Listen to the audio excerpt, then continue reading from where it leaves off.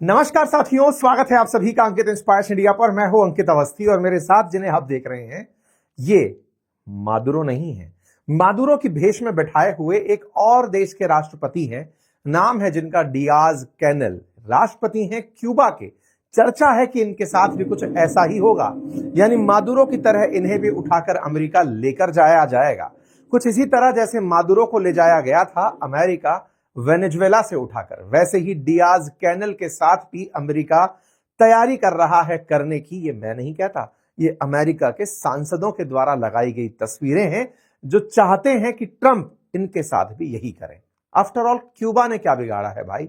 आज के सेशन में जिक्र करेंगे ट्रंप का क्यूबा के साथ क्या कनेक्शन है, और अल्टीमेटली ट्रंप वेनेजुएला से ज्यादा अगर किसी देश से चिढ़ते थे तो वो क्यूबा था।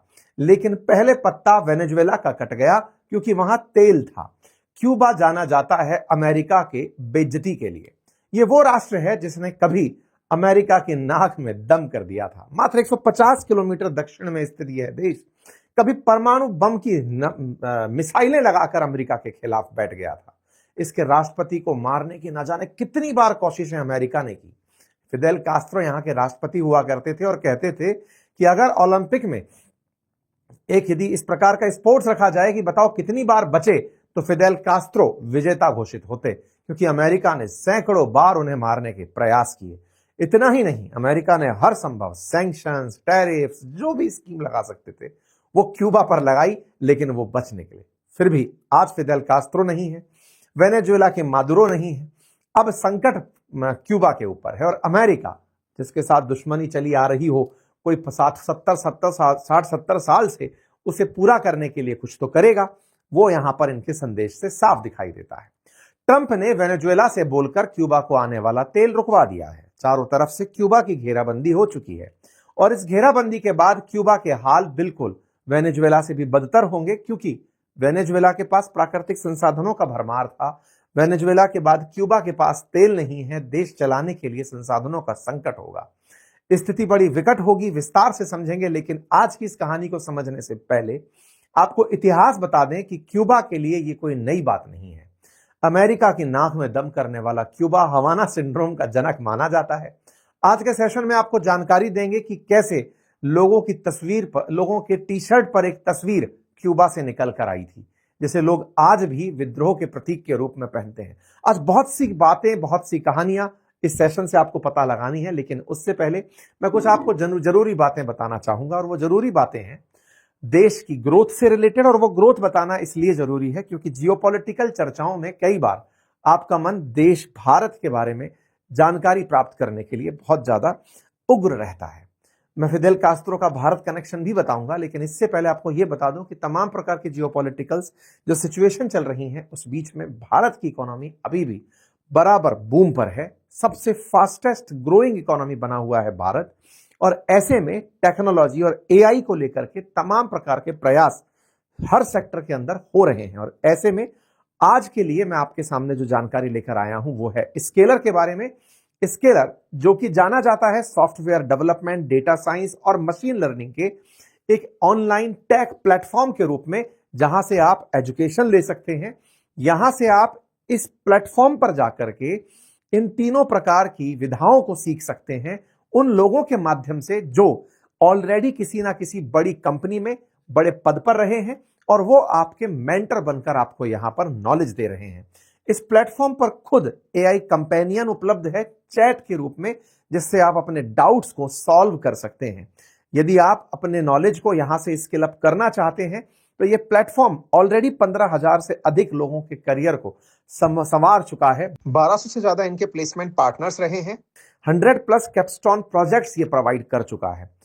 स्केलर 900 से अधिक टॉप टेक कंपनीज में आपको प्लेसमेंट असिस्टेंस प्रोवाइड करता है। स्केलर को अगर आप ज्वाइन करना चाहते हैं तो इनकी एक फ्री मास्टर क्लास का लिंक मैंने कमेंट बॉक्स में दिया है। इंटरेस्टिंग है कि अगर आप इनके यहां से कोर्स लेते हैं तो आपको 2 साल तक कोर्स ईएमआई पर उपलब्ध होगा, 0 इंटरेस्ट रेट पर। वो भी इनके पास सुविधा उपलब्ध है, जाकर उसे अवश्य चेक कीजिएगा। लिंक कमेंट बॉक्स में है। मेरे प्यारे साथियों, आइए चर्चा शुरू करते हैं क्यूबा की। क्यूबा की चर्चा शुरू करेंगे क्योंकि वेनेजुएला पर हमने मल्टीपल सेशंस किए हैं। क्यूबा पर हाल ही के समय में कोई बड़ा सेशन नहीं हुआ है, इसीलिए थोड़ा इतिहास लेकर चलेंगे। आइए आपको इतिहास की जानकारी देते चलते हैं। हाल ही में अमेरिका का एक बयान आपने सुना होगा और उनका सुना होगा कि वेस्टर्न हेमिस्फीयर हमारा है। वेस्टर्न हेमिस्फीयर बोले तो अर्थ को अगर हम ईस्ट और वेस्ट में बांट दें तो ईस्ट वाली साइड हम रहते हैं, वेस्ट वाली साइड अमेरिका रहता है। अमेरिका, कनाडा, ऊपर ग्रीनलैंड, नीचे की तरफ मैक्सिको, दक्षिण अमेरिका, ये पूरा की पूरा क्षेत्र इधर की तरफ वेस्टर्न हेमिस्फीयर को अमेरिका अपना मानता है। वो कहता है यहां के फैसले मैं करूंगा, सरकारें मैं चलाऊंगा। तो ऐसे में इसी वेस्टर्न हेमिस्फीयर में अमेरिका के दक्षिण में गल्फ ऑफ मैक्सिको के बिल्कुल फ्लोरिडा के दक्षिण में एक देश है जिसका नाम है क्यूबा। इत्तू सा देश जो मैप पर दिख रहा है, जूम करने पर इत्तू सा देश दिखाई पड़ रहा है, उस क्यूबा के बारे में जानकारी मैं आपको देने जा रहा हूं। क्यूबा जिसकी राजधानी हवाना है, यहां पर अमेरिका को बड़ी चिढ़ मचती है। क्यों? क्योंकि अमेरिकन ने कभी क्यूबा से इतना भय पाया है कि लगभग 32 दिन तक हर अमेरिकी आदमी डर में जिया कि कब यहां से मिसाइल चलेगी और हमारी जान ले लेगी। न्यूक्लियर बम लगा करके क्यूबा अमेरिका की नाक के नीचे बैठ गया था। इसीलिए यह क्यूबा बहुत महत्वपूर्ण है। क्यूबन मिसाइल संकट कई बार डिस्कस हो चुका है, आज हम उससे आगे और उससे पहले की सारी बातें भी डिस्कस करेंगे। आइए, फिलहाल की स्थिति यहां पर मिगुएल डियाज कैनेल करके राष्ट्रपति हैं। लगभग 1 करोड़ के आसपास यहां आबादी रहती है और इनका प्रमुख उद्योग जो है वो चीनी है। चीनी, तंबाकू और पर्यटन है। इसीलिए आपने अगर पुराने जमाने में चीनी का कटोरा सुना हो तो क्यूबा को सुना होगा। हालांकि बाद में फिर ब्राजील का नाम भी उसमें जुड़ता चला गया।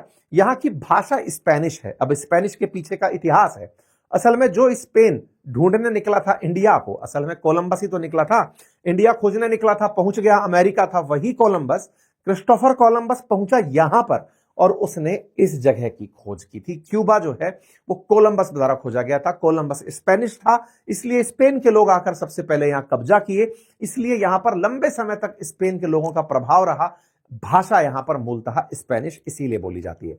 और ये जो क्यूबा है ना, ये आज मतलब क्यूबा लंबे समय तक स्पेन की कॉलोनी बनकर रहा। अमेरिकियों ने लगभग वर्ष 1900 के आसपास स्पेन को भगाकर अपना कब्जा यहां पर किया, एज ए प्रोटेक्टर बनकर के, संरक्षक बनकर के कि हम चलाएंगे इस देश को इस तरह से। प्लेट नाम का कोई एग्रीमेंट था, वो हुआ और यहां पर अमेरिकियों का प्रभाव रहा। प्रोटेक्टरेट बनकर के ये अमेरिका के अधीन जगह रहा।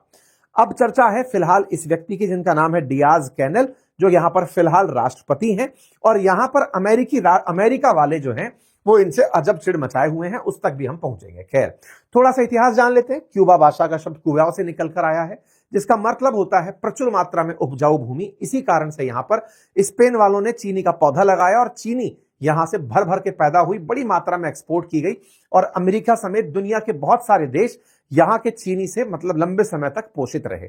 1898 में स्पेनिश और अमेरिकी जब युद्ध हुआ तब जाकर स्पेन का शासन यहां पर समाप्त हुआ और उसके बाद में एक पेरिस एग्रीमेंट हुआ, जिसके बाद में यह तय हुआ कि यहां पर अमेरिकी संरक्षण बना रहेगा। अमेरिका ने जब स्पेन को हराया तो यहां से स्पेन ने अपना सारा दावा छोड़ा और उसके बाद में पाल्मा नाम का एक व्यक्ति है जो कि यहां का राष्ट्रपति बना। प्लेट संशोधन के कारण यह द्वीप अमेरिका के संरक्षण में रहा, लेकिन एट्राडा के इस्तीफे के बाद में गोमेज के नेतृत्व में जब यहां आंदोलन हुआ तो यहां पर नए राष्ट्रपति बनकर आए। आपको इन सब से ज्यादा मतलब नहीं होना चाहिए। मतलब केवल इस बात से यहां पर हो कि यहां पर 1933 में जाकर एक व्यक्ति शासन में उतरा जिसका नाम था फुलगेंसिया बतिस्ता, और वो जो बतिस्ता नाम का व्यक्ति था वो पूरी तरह अमेरिका के प्रभाव में रहने वाला व्यक्ति था, जिसने क्यूबा को अमेरिका के लिए एक तरह से समझिए पार्टी कल्चर सिटी बना दिया था। यहां पर बहुत सारे जुआ घर थे, लोग यहां पर पब, कैसीनो खेलने आया करते थे, पार्टी करने आते थे। टूरिज्म के लिए अमेरिकन इस आइलैंड पर आकर के पहुंचा करते थे। लेकिन इसी बीच में बतिस्ता से पीड़ित हो रहे थे कुछ लोग, और वो जो कुछ लोग थे जो क्यूबा को अमेरिकी प्रोटेक्टरेट बनते हुए देखकर खुश नहीं हो रहे थे, उनमें से एक नाम था फिदेल कास्त्रो। फिदेल कास्त्रो ही वो व्यक्ति थे साथियों जिन्हें ये पूरी तरह से अमेरिका पसंद नहीं आ रहा था और उन्होंने तय किया कि मैं अमेरिका को यहां से भगाऊंगा। फिदेल कास्त्रो के भाई थे राउल कास्त्रो। दोनों भाइयों ने 1959 में जाकर के तय किया कि अमेरिका को यहां से निकालना है और निकाल करके यहां पर यहीं के लोगों का शासन लेकर आना है। यह फिदेल कास्त्रो की तस्वीर है, मुंह में जिनके लगी है सिगार। कहा जाता है सिगार के शौकीन थे और क्यूबा में बड़ी मात्रा में सिगार का प्रोडक्शन भी हुआ करता था। ऐसे में क्यूबा में इन्हें मारने के लिए एक बार नकली या फिर जहरीली सिगार तक भी इनको दे दी गई थी, लेकिन फिदेल कास्त्रो मरे अपनी नेचुरल मौत थे, और वो भी अभी बहुत दिन पहले ही, मतलब कुछ दिन पहले ही ये मौत को प्राप्त हुए, मृत्यु को प्राप्त हुए। खैर, लेकिन क्यूबा में अमेरिका का पतन कैसे हुआ और अमेरिका के बाद क्यूबा कैसे आगे एक बड़ा देश बना, उसकी हम चर्चा करेंगे।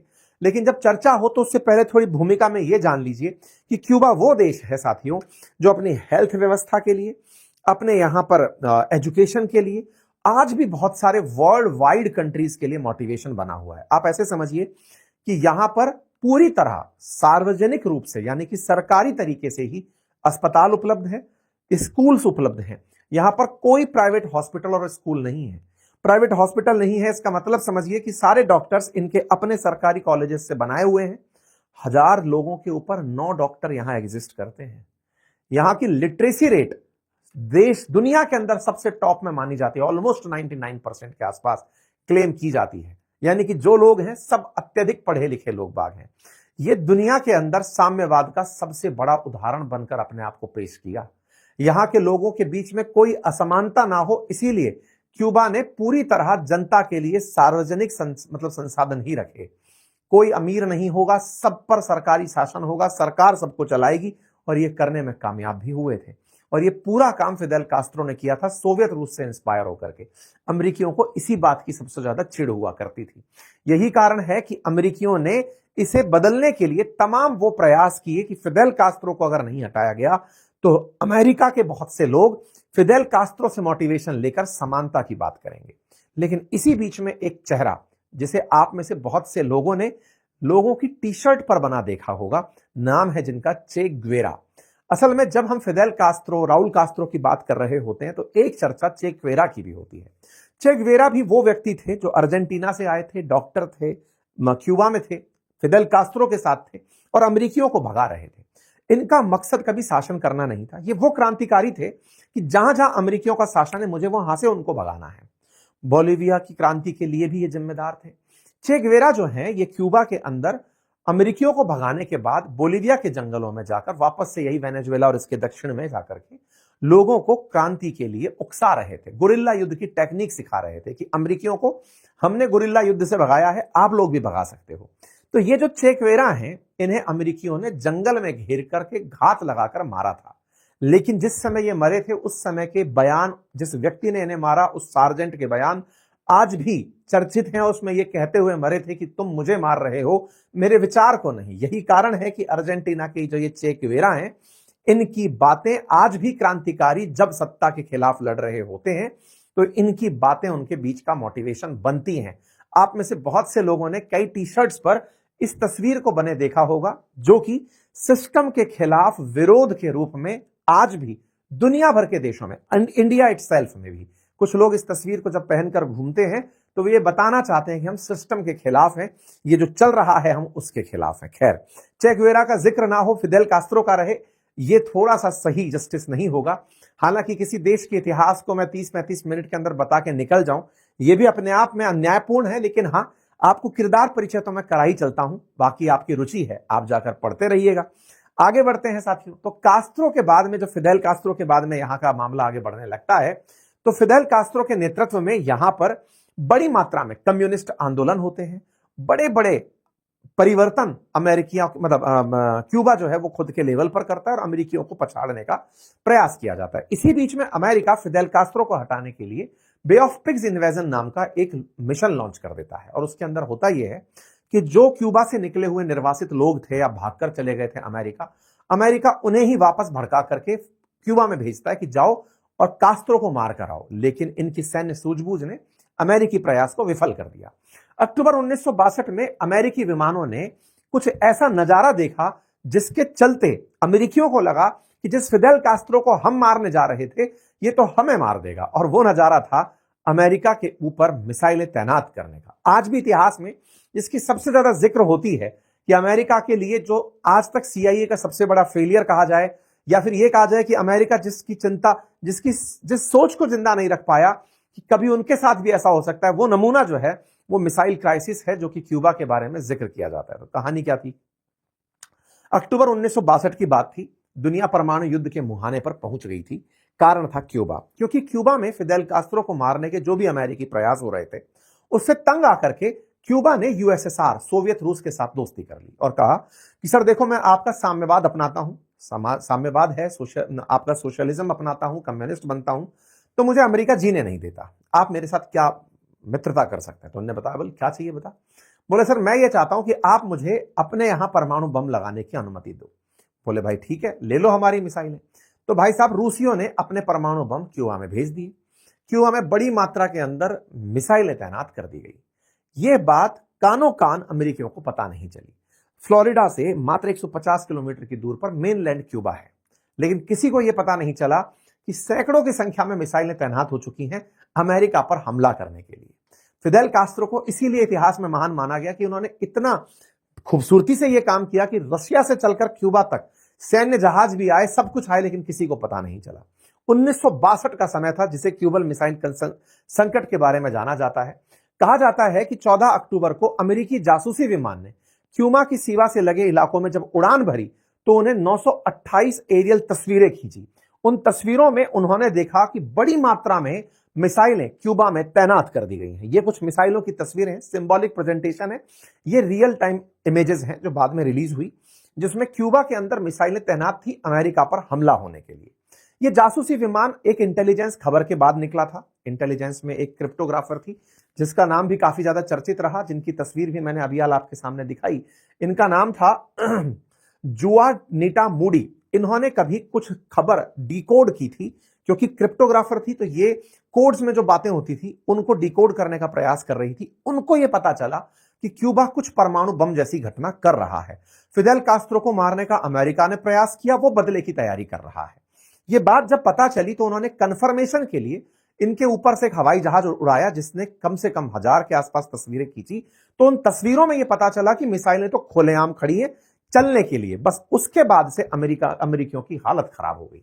उस समय अमेरिका के राष्ट्रपति जॉन एफ कैनेडी हुआ करते थे। उन्हें जब यह बात पता चली, 16 अक्टूबर का दिन था, वो बुरी तरह परेशान हो गए। परेशान इतने कि उन्होंने 26 अक्टूबर 1962 को अमेरिकियों को संबोधित करते हुए कहा कि अगले कुछ दिनों में हम जंग में एंट्री करने जा रहे हैं, हमारे साथ जंग हो सकती है और यह जंग फिर से एक परमाणु जंग हो सकती है। आप सोचिए कि अमेरिकी राष्ट्रपति को इतना भय सताया कि उसने जंग का अनाउंसमेंट पहले ही देशवासियों को यह सूचित करने के लिए कर दिया कि एक परमाणु जंग हो सकती है। उनके पास कोई अल्टरनेटिव विकल्प नहीं बचा।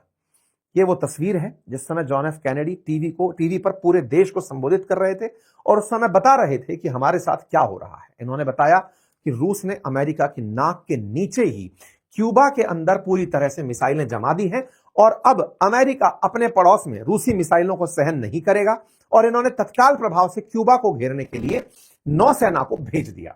नौसेना के पूरी तरह से टैंकर वगैरह जाकर के सिस्टम विस्टम लेकर के क्यूबा को घेर लिए, लेकिन क्यूबा पहले से ही तैयार था। क्यूबा तैयार था।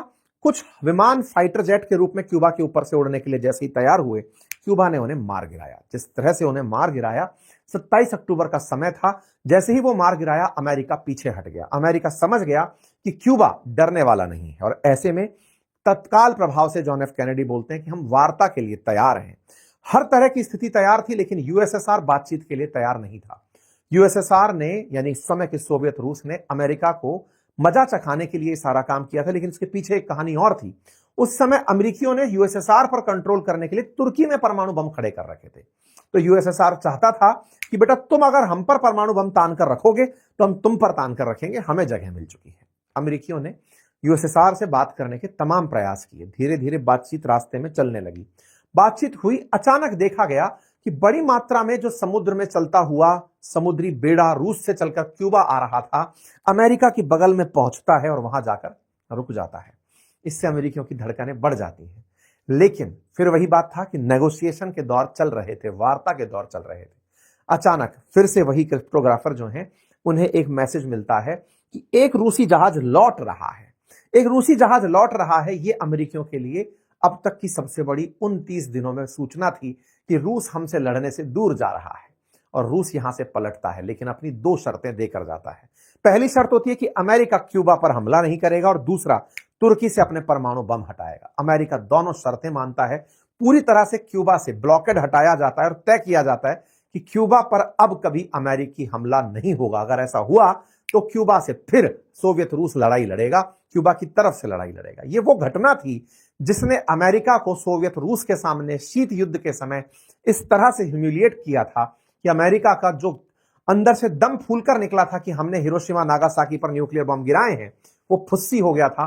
क्योंकि उस समय तक, हिरोशिमा नागासाकी के समय तक, सोवियत रूस के पास न्यूक्लियर बम नहीं था, लेकिन अब वो अपना न्यूक्लियर बम लेकर के अमेरिकियों को मारने आ गया था। ये दिखाने के लिए पर्याप्त था कि अमेरिका भी समझ गया है कि सोवियत रूस सामने है तो वो बराबर मुकाबला करेगा। ये थे फिदेल कास्ट्रो, जिसकी कूटनीति ने अमेरिका के सामने ये हालात पैदा किए। तो कुल मिलाकर जब तक सोवियत रूस ताकत में रहा, फिदेल कास्ट्रो सुरक्षित रहे, बढ़िया से ये अपने देश पर शासन करते रहे और देश की उन्नति के लिए काम करते रहे। भारत के साथ भी इनका बहुत अच्छा संबंध था। कहते हैं कि एक बार यूएन की बैठक में शामिल होने ये न्यूयॉर्क गए थे, अमेरिकियों ने इनका स्वागत नहीं किया, अच्छी होटल में नहीं रोका, तो ये खुद जाकर के उस क्षेत्र में चले गए जहां पर मतलब क्यूबन लोग रहते थे या फिर गरीब लोग रहा करते थे, वहां जाकर किसी होटल में चले गए। उस समय पर नेहरू जी भी अमेरिका गए हुए थे, तो नेहरू जी खुद मिलने इनसे गए थे, जिसे फिदेल कास्ट्रो आज भी याद रखते हैं। उनकी जो ये मुलाकात थी, जिसके बारे में फिदेल कास्ट्रो कहते हैं कि जिस समय लोग मुझे इग्नोर कर रहे थे, उस समय पर ये आप मुझसे मिलने आए थे, ये मुझे फिर से दर्शाता है कि इंडिया ने छोटे बड़े का भाव नहीं देखा, इतने बड़े देश के प्रधानमंत्री मुझसे मिलने आए थे। एक अलग बॉन्डिंग थी भारत की फिदेल कास्ट्रो के साथ में। इंदिरा गांधी जी के साथ भी इनकी बहुत अच्छी बॉन्डिंग थी और अटल बिहारी जी के साथ भी इनकी बहुत अच्छी बॉन्डिंग थी। कहते हैं कि एक बार क्यूबा के अंदर बहुत ही मुश्किल वक्त आया था 1990 में, जब सोवियत रूस का विघटन हुआ, सोवियत संघ टूटा 15 देशों में, तो क्यूबा के भी हालात खराब हुए। फिर जब हमारे प्रोटेक्टर ही नहीं बचे तो क्यूबा को कौन बचाएगा। तो उस समय पर भारत ने लगभग 10,000 टन गेहूं और चावल भेजा था क्यूबा के भूख के संकट को मिटाने के लिए, जिसे क्यूबा लंबे समय तक याद रखता रहा कि मित्रता वही जो परेशानी के समय पर काम आए।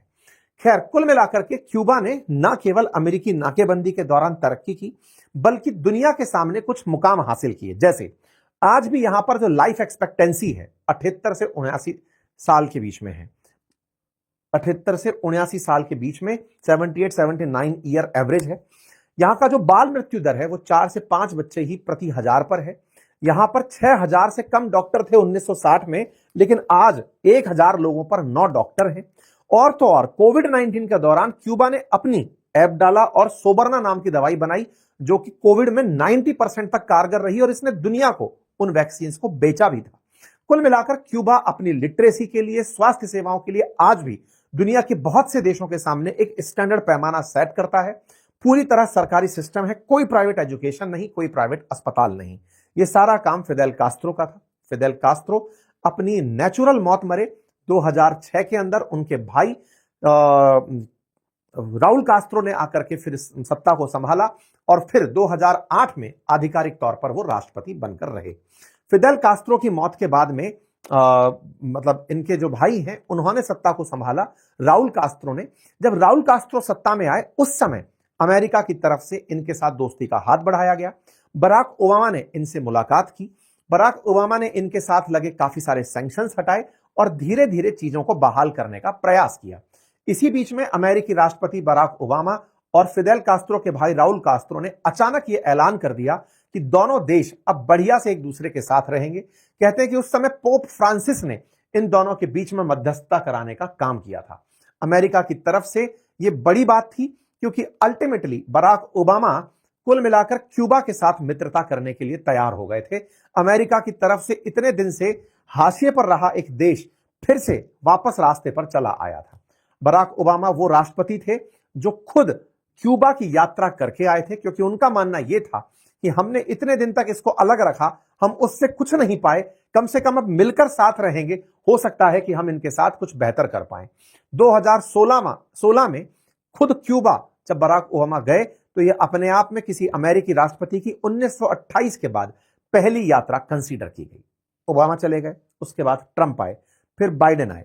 ट्रंप बिल्कुल पहले की तरह ही खिलाफत लिए हुए, बिल्कुल नफरत भरे हुए आए। 2019 में जब इनका शासन शुरू हुआ, मतलब 2019 के दौर में इन्होंने क्यूबा के साथ पूरी तरह से वैसा ही बर्ताव किया जो पहले वाले अमेरिकी राष्ट्रपति करते आ रहे थे। बराक ओबामा ने जो इनके साथ में अच्छा व्यवहार किया था उसे इन्होंने पूरी तरह पलट दिया। इसे आतंकवादी देश घोषित कर दिया, आतंकवाद प्रायोजित करने वाला देश घोषित कर दिया। इतना तक क्यूबा पर प्रेशर क्रिएट कर दिया कि जो हमारी एम्बेसी खुली है तुम्हारे देश में, उसमें कुछ लोगों को अलग तरह से चक्कर वक्कर आए हैं, जिसे हवाना सिंड्रोम नाम दिया गया। कहा गया कि क्यूबा वाले अमेरिकी जो डिप्लोमेट्स हैं इनके ऊपर कुछ प्रयोग कर रहे हैं। ऐसा कहकर के इन्होंने वहां पर अपनी एम्बेसी को भी बंद करवाने का आदेश दे दिया। खैर, ये कालखंड चलता रहा। ट्रंप के बाद में बाइडेन आए, फिर अब ट्रंप वापस हैं। तो ये कुल मिलाकर के अमेरिका में एक समय बराक ओबामा का ऐसा रहा जिस समय पर थोड़ी बहुत मध्यस्थता से काम सही सुलझे थे, लेकिन अब फिर से जब से ट्रंप आए हैं, वो क्यूबा के साथ में पुराने वाले दौर को जीना चाहते हैं। वो चाहते हैं कि जो उन्होंने मादुरो के साथ किया वो इनके साथ करें। यही कारण है कि ये इनको खुलेआम धमका रहे हैं। इसके पीछे की कहानी सुन लीजिए। हुआ ये कि जब ये मादुरो को ट्रंप अमेरिका उठाकर भाग के जा रहा था, उस समय पर ये जो कैनल करके जो क्यूबन राष्ट्रपति हैं फिलहाल, ये बाहर आते हैं और कहते हैं कि हम वेनेजुएला के लिए खून देने को तैयार हैं। अब ये क्या कहानी थी वो सुनिए। हो क्या रहा था कि वेनेजुएला में मादुरो की रक्षा करने के लिए जो फोर्स तैनात थी ना, वो क्यूबा के सैनिक थे और लगभग 32 सैनिक क्यूबा के मारे गए मादुरो को बचाते बचाते। अमेरिकी जब वहां पर मादुरो को उठाने पहुंचे तो जिन सैनिकों को गोली लगी वो क्यूबन सैनिक थे। क्यूबा वालों ने पूरी तरह से मादुरो की सुरक्षा अपने हाथ में ली हुई थी और वेनेजुएला इसके बदले में लगभग 35,000 बैरल प्रतिदिन तेल क्यूबा को भेजा करता था। ये बड़े अच्छे मित्र थे। क्यूबा के लिए तेल भेजने का काम वेनेजुएला करता था और वेनेजुएला में मादुरो की सत्ता को बचाए रखने का काम क्यूबा करता था। ये दोनों के बीच की जो मित्रता थी ना, अमेरिका इसे तोड़ना चाहता था। यही कारण है कि इनका तेल एक्सपोर्ट पूरी तरह बाधित किया और जो फोर्सेस मादुरो की रक्षा में आई हुई थी उन्हें मार भगाया। ये बात पता भी चली बाद में जब सुर्खी बनकर आई कि भाई इतने ज्यादा लोग मारे गए हैं, और इस काम को करने के लिए अमेरिका ने फुल प्रेशर गेम अपनाया था और अमेरिका ने जैसे ही मादुरो को पकड़ा, क्यूबा के लिए ऑयल और पैसा बिल्कुल रुकवा दिया कि तुम्हारे पास अब कोई ऑयल और पैसा नहीं पहुंचेगा। There will be no more oil and money going to Cuba. ये हेडलाइन बनकर आती है। कुल मिलाकर के ट्रंप जब अपनी तरफ से बोलते हैं कि वेनेजुएला में हमने ये काम कर दिया है, उनके दिमाग में क्यूबा चल रहा होता है कि अब क्यूबा की बारी है। यही कारण है कि पूरी तरह से नजरें क्यूबा पर हैं कि अमेरिका वेनेजुएला के तो राष्ट्रपति को उठाकर लाई है, लेकिन क्यूबा के ऊपर तो फुल कंट्रोल ही कर लेगा, क्योंकि उसने अमेरिका को बहुत थकाया है। और ट्रंप जैसे आदमी ही ये काम कर सकते हैं क्योंकि उन्होंने सप्लाई चेन काट दी है। और ऐसे में चूंकि रशिया और चाइना कुछ बोलने की स्थिति में खड़े नहीं है, तो ज्यादा बड़ी संभावनाएं हैं। लेकिन रशिया फिर बोला, उसने कहा कि सुनिए, हम पूरी तरह से आपकी ब्लैकमेलिंग की भाषा को समझ रहे हैं और हम क्यूबा में इस तरह का आपका इंटरफेरेंस एक्सेप्ट नहीं करेंगे। हालांकि रशिया के इस बयान का मुझे वर्तमान में तो प्रासंगिकता नजर नहीं आती, क्योंकि वेनेजुएला के लिए भी उन्होंने यही बोला था। बेचारा मादुरो इस चक्कर में उठ गया। क्यूबा के लिए बोल तो रहे हैं, लेकिन क्यूबा पे किसी दिन इस तरह से अमेरिका आके कब्जा कर लेगा तो फिर रशिया क्या ही करेगा। वो अपनी लड़ाई में उलझा हुआ है। ट्रंप ने उन्हें उलझा रखा है यूक्रेन में कि तुम उधर ही फोकस करो, मैं दुनिया में और जगह तहलका मचाता घूम रहा हूं। खैर, फिलहाल के लिए क्यूबा ने अपनी वॉर रेडीनेस की तैयारी को चेक किया है कि वो कितने तैयार हैं। बढ़िया से वो अपनी प्रैक्टिस में लगे हुए हैं कि अगर युद्ध होता है तो हम कैसे युद्ध लड़ेंगे। तैयारियां जारी हैं। ट्रंप अपनी तैयारियों में है। बाकी अपने देश की तैयारियों में मैंने आपको बता दिया कि यदि आप में से कोई साथी चाहता है कि देश की ग्रोथ में भागीदार बने एआई के माध्यम से, तो मैंने फ्री मास्टर क्लास का लिंक कमेंट बॉक्स में दिया है। स्किलर का लिंक है, आप जाकर उस फ्री मास्टर क्लास को ज्वाइन करिए और जो तमाम फीचर्स मैंने आपको बताए हैं उनका लाभ लीजिए। बहुत बहुत धन्यवाद।